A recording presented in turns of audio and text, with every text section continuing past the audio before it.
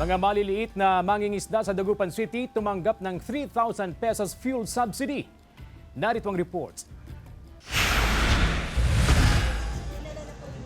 Humigit kumulang 150 na mangingisda sa Dagupan City ang nabigyan ng fuel subsidy mula sa gobyerno kaninang umaga. Nasa 11,000 ang kabuang bilang ng mga fisher folk sa lungsod, kabilang ang mga nasa sektor ng pangingisda, aquaculture at post-harvest. Pero nilinaw ng City Agriculture Office na hindi lahat ay nabigyan ng benepisyo. Tatargetin po talaga natin dito na mabibigyan ng direktang ayuda ay yung mga mismo pong mga fisher folk. This is talaga sa mga maliliit po na mga ngisda na yung kanilang mga bangka ay from 3.1 pababa. Nagpatupad ng one-stop shop caravan upang mabilis ang proseso at makuha agad ang fuel subsidy card. Naglalaman ng 3,000 pesos ang kada subsidy card. Hindi na raw nakakalaot ang ilang mangingisda dahil sa taas ng presyo ng gasolina. Kaya laking pasasalamat nila sa natanggap na tulong mula sa pamahalaan. Grabe po, triple po kasi sa malang gasolina at saka ang pangingisda mahina na.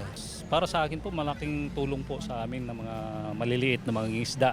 Kasi lalong-lalo na ngayon, alam naman natin yung problema sa ating bansa. Masyadong mataas po yung gasolina. Patuloy na nakamonitor ang BIFAR, katuwang ang lokal na pamahalaan sa sitwasyon ng mga fisher folk upang maibigay ang kanilang pangangailangan ngayon na nararanasan ang krisis. Nagbibigay po ang BIFAR po ng mga assistance sa ating mga fisher folk, gaya po ng mga ating technologies po ng cage culture. Nagbibigay po tayo ng mga libreng mga fingerlings, feeds.